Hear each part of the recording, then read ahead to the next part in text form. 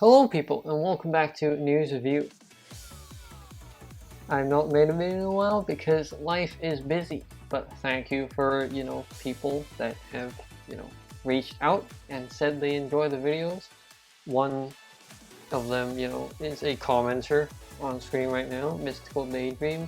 Comments on like a video like 2 weeks ago because that's basically when I stopped uploading.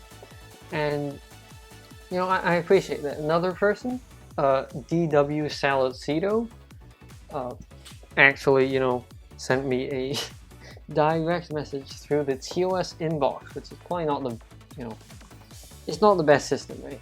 Like, just leave a comment, but I do appreciate it as well. He told me he, discovered the videos, right? And that's what, people liking the videos is basically the whole reason why, I do it. So, thanks for that.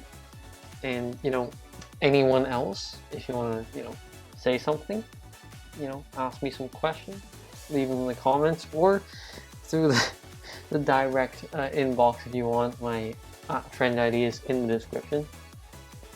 Also the guild ID, if you want that as well. Alright, so let's get into, this is not news, this is in the game, but it's in the game for 2 weeks, so I might as well talk about it because, it'll still be relevant. So first off, this is like literally last week's news, but a couple of noteworthy things.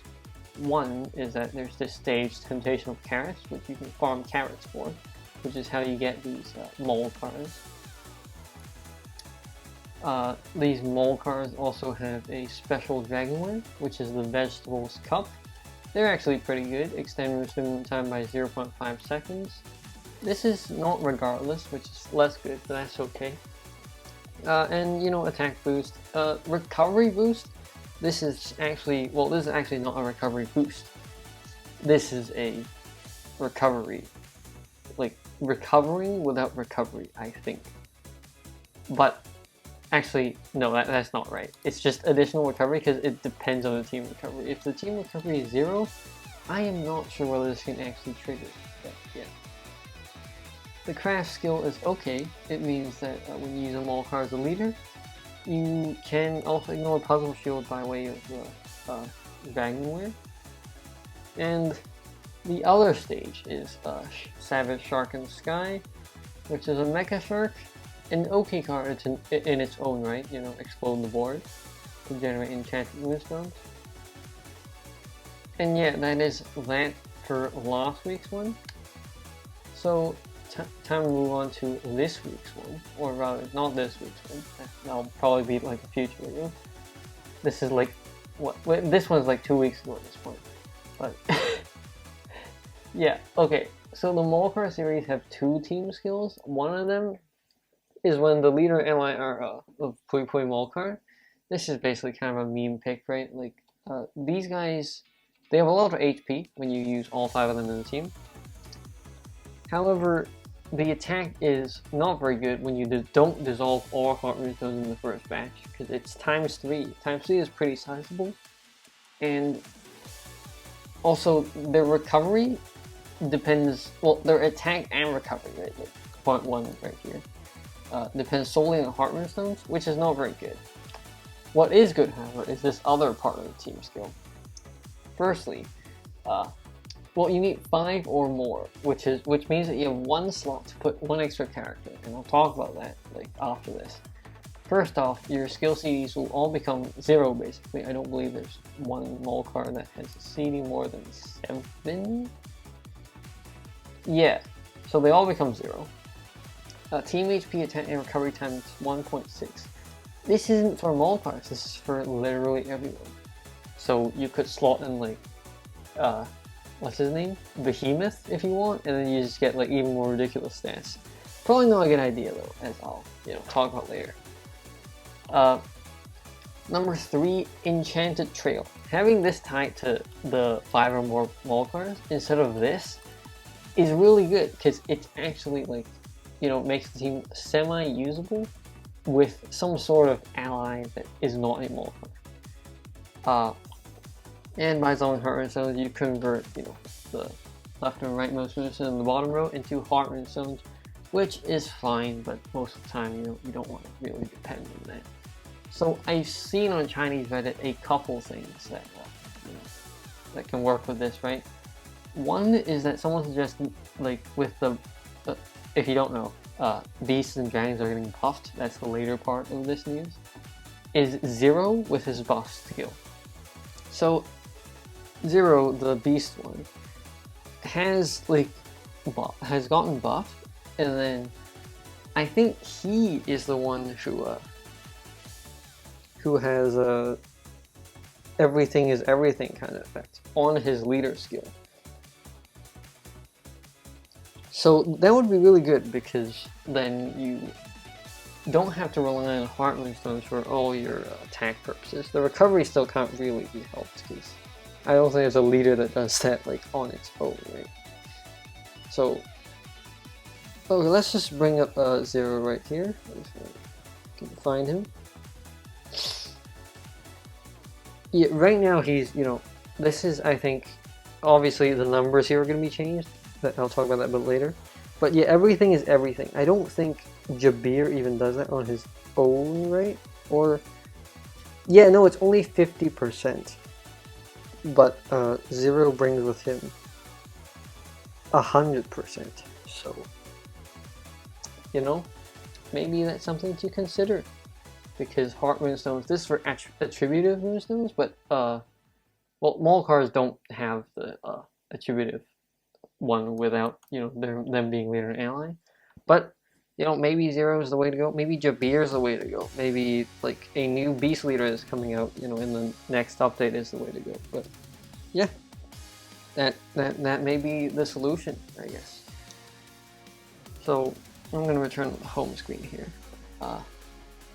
Just briefly going to go over all 5 of these. You do want to get all 5 of these, and I'll tell you how to get them in a bit. First off is Abbey, Water Beast, Ignore Burning, and you can solve Quintet attack shields. Pretty good. This third point is kind of take it or leave it, right? Next, Teddy CD4 for 1 round damage received minus 35%. Okay. Explode all frozen, electrified, and petrified runestones to generate enchanted heart beasts runestones, and if 3 or more runestones are exploded, this character skill CD minus 4. So you can activate them like pretty much again. Well, not pretty much, like literally again, but you wouldn't want to, right? Like if this is the kind of card that if you run into an enemy that keeps freezing the board, keeps electrifying the board, keeps petrifying the board, right? Like you already have Kubor, the koala card for solving Petrify for beasts, but this is like arguably even better because you explode the runestones instead of restoring them, as I think Kubor does, and this can also explode frozen and electrify as well. So this type of card really good. Next is Shiromo, which is pretty much the worst one out of these. Turn the first 8 runestones touch while moving into an enchanted card. That's okay. Most of the time it won't matter at all. The enemies attack themselves or each other once for... Well, I mean, this is for 1 round. And, yeah. It's, like... Will this come in handy? Maybe one day, right? Like, if you run into an enemy that doesn't have a ignoring, controlling kind of skill. And then, you gotta stay there for a certain amount of rounds. This can help you eke out that 1 extra round, which might be, make the difference. Next is Potato Light Beast. For 1 round, extend runestone movement time to 20 seconds. That's pretty long. 2 dissolve in the first batch. Good. And some attack boosts. Next is Choco, a fixed board of Heart, Light, and Dark. That's okay. It's a primarily Heart dominant board, but all fixed boards may or may not come in useful someday, so that's good. So that's that for the Molcar side of things. And actually, let's take a pause here and talk about some of those things. So yeah, first off, let's talk about the Vegetables Cup. So let's switch to here because you can see that a bit better now. So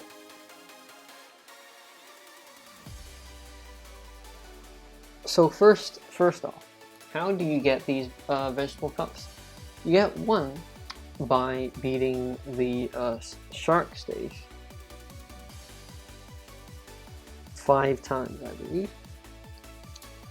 Yep, you beat the stage 5 times, you get 1 vegetables cup pattern. Next is in the trade fortress, where you go into soul exchange. You get this, you buy 2 of them, each costing 3,000 souls. And there you go. And the 4th one you get by getting all 5 of the Molcars. Where do you get the Molcars? You get the Molcars by going into special goods. They each cost 24 carrots. Get all 5 of them, and then you'll get 1 dragonware.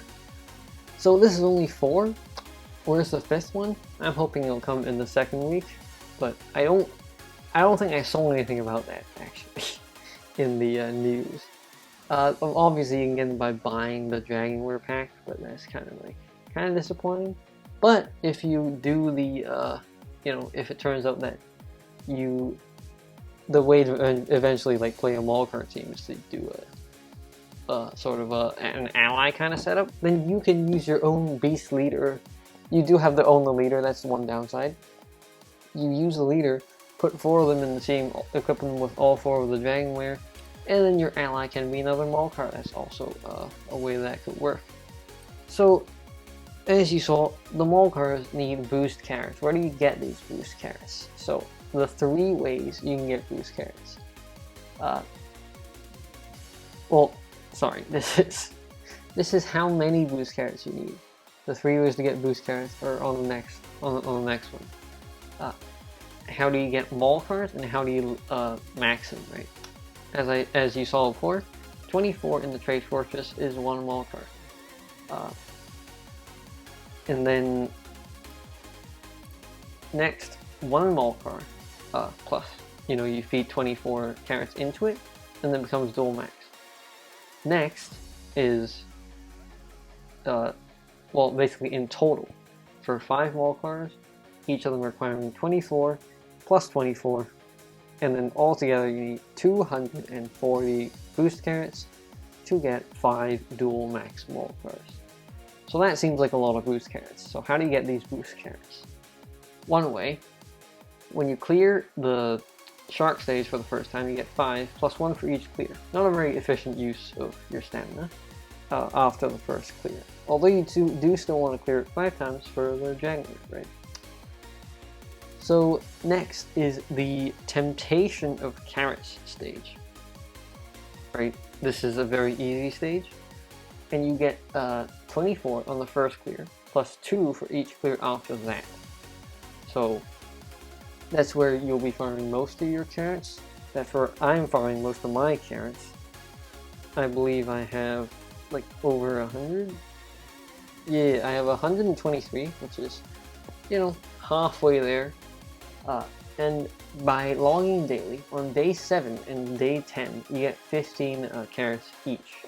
So that's 30 to help you on your weight as well, so that's 240. I may do some like Molcar related things if possible, if the stages are easy enough in the monthly challenge of May, or even like with some ultimate stage, just because it's very rare that a free-to-play team actually comes out and it's actually good. But yeah. So moving back to the other part now, is the monthly challenge of May, right? It's going to be coming in May. A lot of people watched the previous videos from March and April and stuff. I'll try and get it out, but again, that sort of stuff, like just trying the stage requires a lot of time. Editing requires a lot of time, because I heavily edit those more than these ones. Right? These ones don't require much editing. But here we get into buffs in version 20, which will be released on the 10th of May. Tower founders get buffed, so both these basically can now you can farm beginner stages, and they deal more damage. Previously it was like 50k, now it's 150k. For Terry, that is. And then for, hold on a minute. Okay, this is wrong. This is for Terry and Terry. This one's for Terry and Terrence. This one, well, it equals it out, right? Previously, Terrence was stronger. Now, Terrence is actually weaker because you can't break through enemies that have like 75k defense. I don't know whether that's a lot or a little because, you know, when farming, I don't really pay attention to the enemy's defense.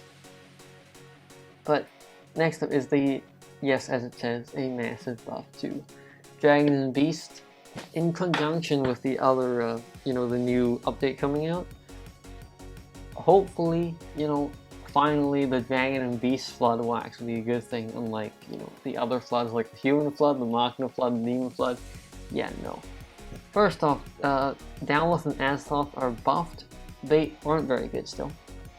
Azathoth still has his own problems. He has high stats now, for sure.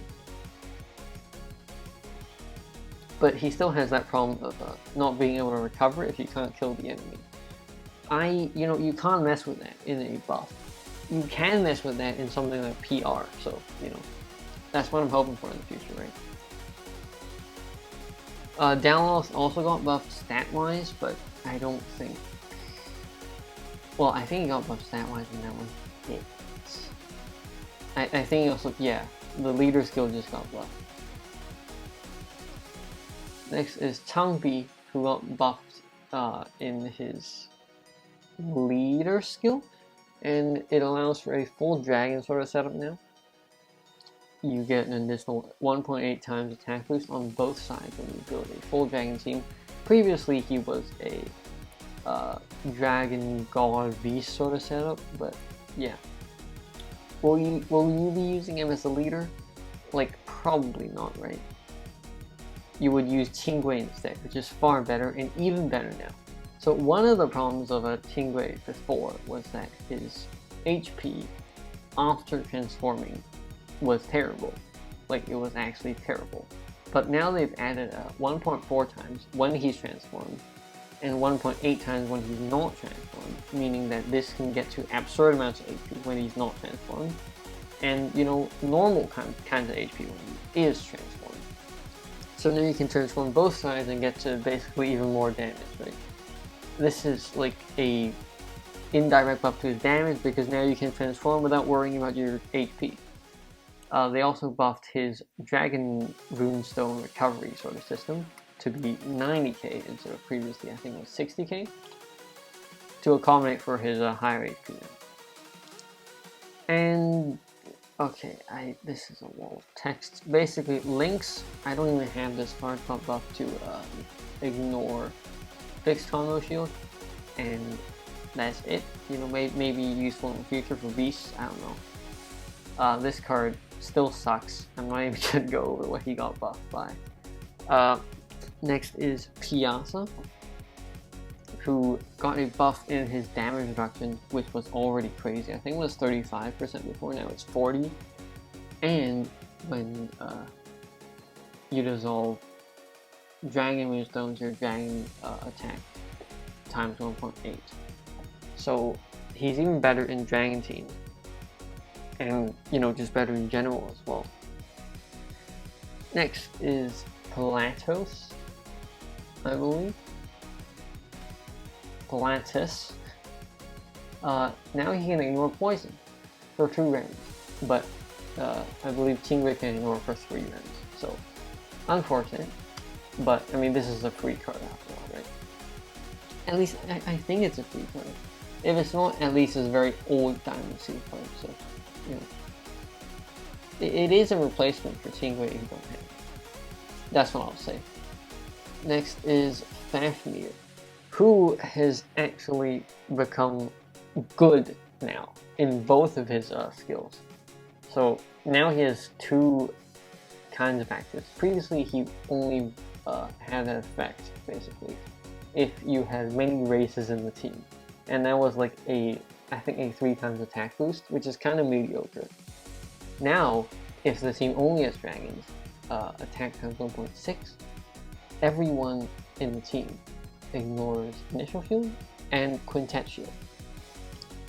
So that's really good. For quintet shield, we already have For quintet shield, we already have full 9 for that. But for initial shield, I think one of the Novelist has it, but that's only for him, right? If you don't bring Ursula. The CD is also really short, it's fine, so that's that. In his other format as well, he also buffs recovery. And this is, they didn't even highlight it, but this is actually a really big change. Because now, like, previously Ingrid, you know, you had to, I think, you had to work with elves, right? To get past recovery shields, elves plus Ingrid. But I don't think there's a card in the game that boosts your recovery by ×3. Like, apart from, I think, Clara, but you gotta get your HP down, like, really low to do that. And this is kind of, you know, a good card for Ingrid if you want to mess with recovery surplus overheal shields. Because, like dragons, like, there's no one else in that spot. Like, who are you gonna put? Like, previously I have put the VR, what even is his name? Like, the Servant of Dragons, the same series as Novelist, like that guy is, but he's just a board converter, like a full board converter. This, like, if you need it, an attack and recovery boost ×3 is, you know, not bad. Next, Brock got buffed, not by much, kinda sucks still. Kpop got buffed, so much so that they decided to make a whole image for her. I don't know why. Now she can ignore initial shield, which is good, I guess, but I'm pretty sure Chris from Arena already does that, one of his forms at least.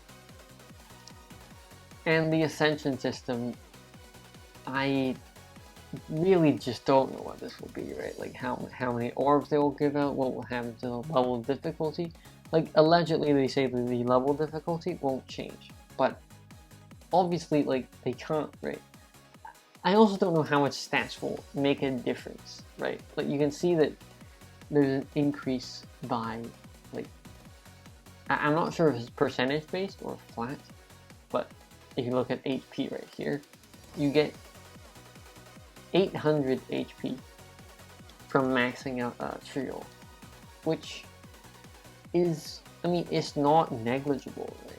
Especially, I think people have started saying, like, they'll max cards that have team skills that interact with HP, not HP, like, interact with, like, attack, and just stats in general. I don't know how that's gonna go, so I don't know how OP or not OP this will actually be in terms of, like, how the system works, in terms of how it will affect, like, game balance.